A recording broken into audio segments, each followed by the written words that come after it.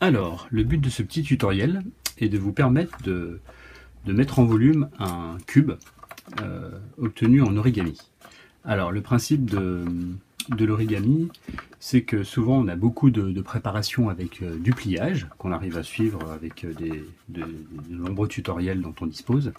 Et il y a un moment au niveau de la mise en volume où on est un peu paumé. Et donc du coup, ce que j'ai proposé de faire, c'est à partir d'un papier imprimé dont je vous mettrai le lien dans la description du tutoriel, c'est de partir à partir de ce format. Alors ici en A3, mais je le mettrai également disponible en A4, un peu plus petit.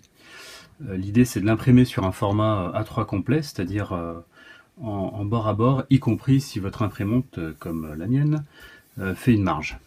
L'idée, c'est que les coins supposés de ces petites formes géométriques triangulaires soient vraiment au bord du format. L'idée de ce petit cube mis en volume, c'est qu'il nous permettra d'avoir un petit peu de vocabulaire autour du cube qui, pour rappel, donc permet de bien lire et construire la perspective. Une fois qu'on maîtrise le cube, on arrive à maîtriser toute la famille des parallélépipèdes, ce qui est intéressant et pratique pour de la mise en volume et du dessin en perspective. Pour le tracé, la construction du cube, je vous reporte au tutoriel concerné.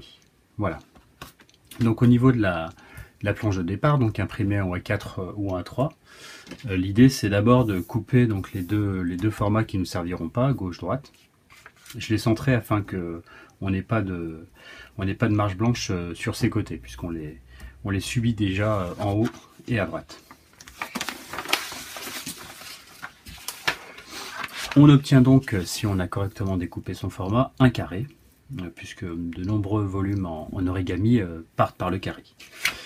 Alors, première intervention, on retourne sa feuille et on commence par plier une première fois sur les diagonales. Alors, essayez d'être rigoureux sur les pliages, notamment les premiers, puisqu'on a tendance à empiler les petites erreurs, on va dire, de pliage, et ce qui fait que sur un volume un tout petit peu complexe, ce qui n'est pas forcément le cas de celui-ci, on a à la fin des décalages de plis qui sont assez importants et qui nuisent à la précision du volume. Donc l'idée étant qu'ici j'ai de belles pointes en haut et en bas. Donc première diagonale, je fais la même chose dans l'autre sens. Donc la seconde diagonale, toujours en alignant correctement mes sommets et idéalement mes arêtes. Et on va voir que petit à petit, le décor imprimé de ce côté va nous aider à accompagner correctement le pliage. Après avoir fait les diagonales, je vais replier les pointes au centre des diagonales obtenues. Je fais ça sur les 4 côtés. Alors je vais faire l'opposé d'abord. Ça n'est pas à correctement positionner le reste. Alors pensez, si vous reste des ongles, à marquer les plis à l'aide de votre ongle. Mieux les plis seront marqués et plus facile ce sera au niveau de la mise en volume, une fois qu'on aura fini toutes les étapes préparatoires de pliage. Alors là je vois que j'ai un petit décalage, je vais essayer de le récupérer. Voilà. Le quatrième.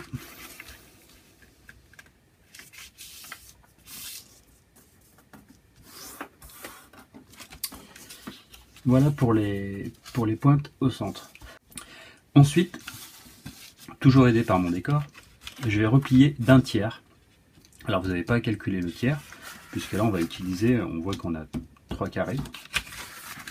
On va replier d'un tiers, donc les côtés opposés. Donc une première fois, je redéplie, une seconde fois.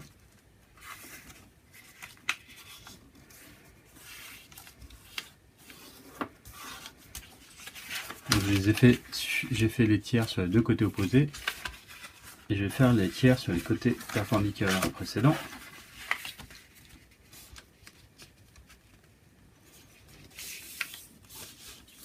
Donc toujours aidé du décor imprimé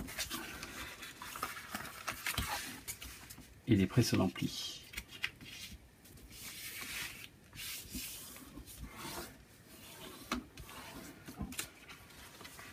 Voilà, j'obtiens cette première préparation en pliage. Donc je vais retourner l'ensemble de mon dispositif. Là je vais de nouveau marquer les diagonales, mais dans ce sens. Donc le papier est un peu plus épais du fait que j'empile les épaisseurs. Je vais essayer d'être un petit peu plus précis ici, voilà.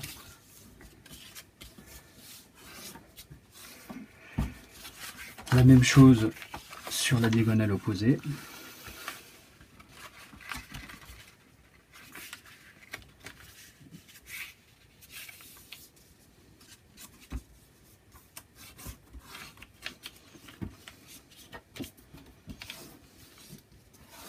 Je marque mon pli. Je vais, à l'issue de cette opération, complètement déplier mon dispositif. On s'aperçoit que j'ai quand même pas mal de plis. Et je vais utiliser ces différentes marques, notamment pour replier d'un quart. Donc on s'aperçoit donc un quart les côtés du carré.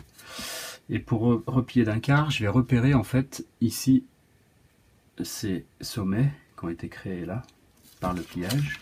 Donc je vais replier mon côté sur le sommet. Alors je me méfie ici, quand je suis ici avec mon bord blanc d'impression, c'est bien le bord du papier qui doit aller sur le sommet que j'aperçois. Le bord du papier ou la pointe supposée du triangle.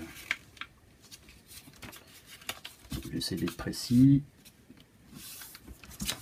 Je m'aperçois qu'ici ça correspond à la pointe de ma forme géométrique aussi, donc encore une fois le décor m'aide.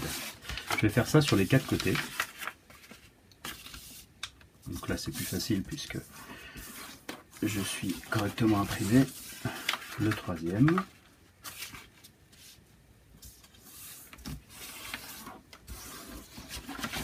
Et le quatrième.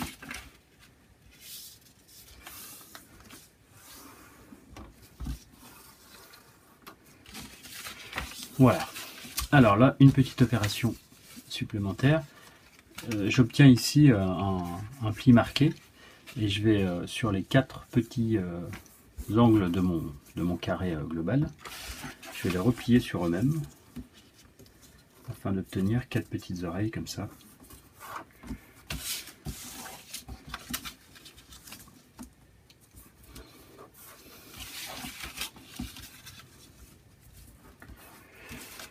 Et enfin une petite étape supplémentaire. Je vais de nouveau retourner mon volume et je vais repérer les petits segments noirs qui ont été tracés ici sur le décor. J'en aperçois un là, enfin deux là et deux là. Donc aux quatre coins, aux quatre angles on va dire. Donc en fait ces segments c'est simplement pour signifier qu'il va falloir de nouveau remarquer le pli correctement sur ces segments. Donc je l'aperçois ici. Hop. Je vais ici bien marquer mon pli avec mon ongle. Donc je l'aperçois ici le segment, je vais faire la même chose. Je vais bien marquer mon pli tout au long. Et je vais faire ça dans les quatre angles. Donc hop, j'aperçois ici de nouveau le deuxième segment. Je plie. Tout ça en fait ça va nous aider au niveau de la mise en volume. À ce que la modélisation finale du cube au supposé se passe correctement. Donc là j'étais au deuxième. Je vais passer au troisième que j'aperçois là.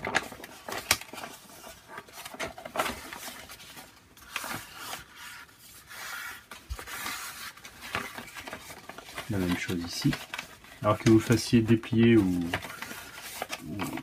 pas, ce qui compte c'est de bien marquer ces deux directions qui sont signifiées par le trait, alors qui est peut-être un peu discret, par les deux traits un peu discrets de ces angles. Je fais le troisième et je vais faire le quatrième.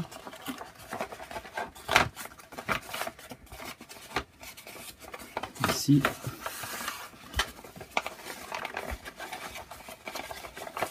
Et ici.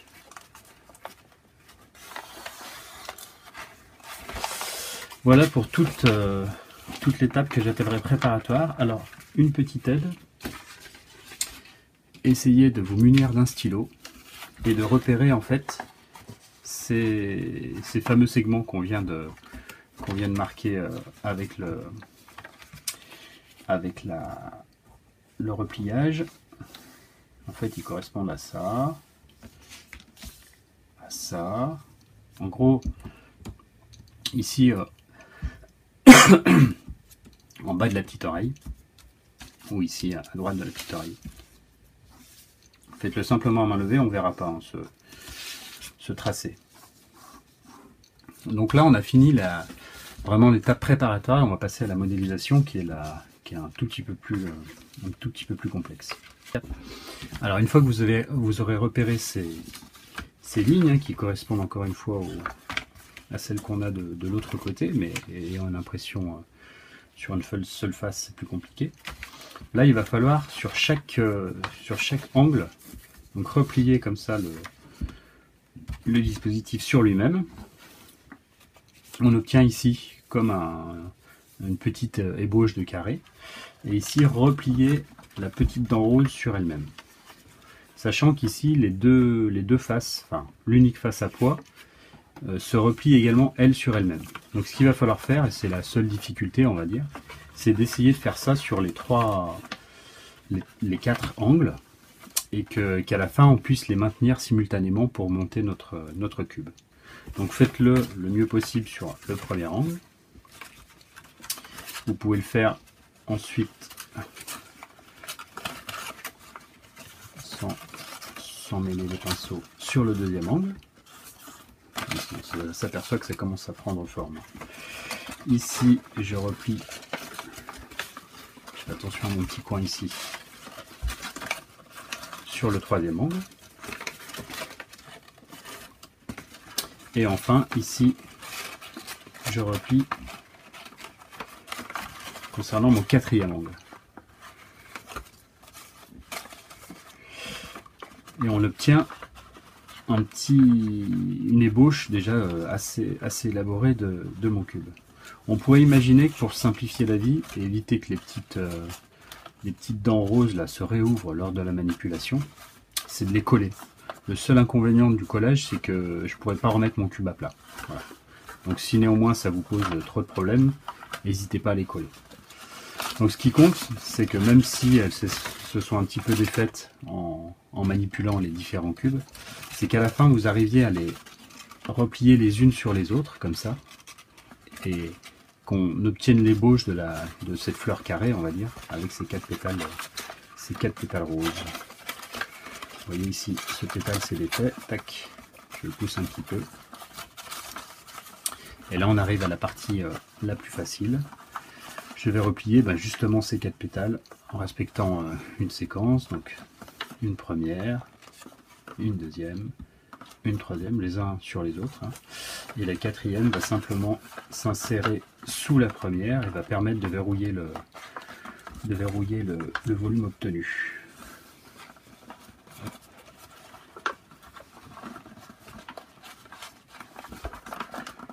Alors on s'aperçoit que alors vous pouvez souffler ici pour essayer de lui redonner un petit peu de volume, à la manière du bombao diront certains. On s'aperçoit que le cube a un petit peu souffert. Alors ça vient du fait que là on travaille avec un papier 90 grammes.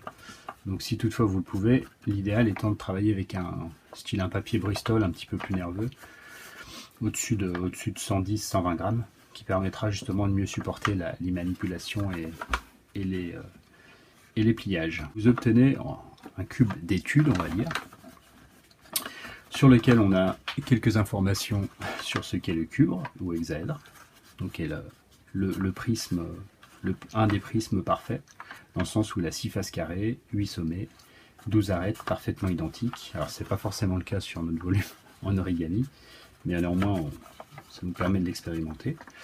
On a une face où sont indiquées les lignes médianes, qui divisent chaque face en 4.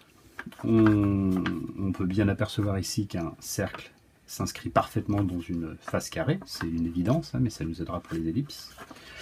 Et puis les diagonales qui relient chaque sommet opposé et qui permettent d'obtenir le centre du carré ou du quadrilatère lorsque ce dernier est en perspective. Donc voilà pour notre petit cube d'étude. J'espère que vous n'aurez pas trop galéré concernant la mise au volume. Et je vous invite à passer aux autres leçons concernant le dessin de ce fameux cube assis. Une dernière chose, on s'apercevra que concernant les 12 arêtes égales, sur notre cube, elles apparaissent par 4, avec 3 couleurs différentes, puisque 3 x 4, 12. Donc on a mis volontairement ce qu'on appellera les verticales en vert. Et puis deux groupes de familles d'arêtes qui correspondront en fait aux fuyantes, c'est-à-dire sur une fuyante à deux points de perspective. Toutes les arêtes bleues auront l'impression de s'accrocher à un même, donc si on les reliait avec des fils, à un même clou ici à droite. Et toutes les arêtes rouges, elles partiront dans une direction, elles fuiront dans une direction pour s'attacher à un même clou, donc ici à gauche, donc pour la famille des rouges. Voilà pour notre cube, et je vous invite à passer aux autres leçons.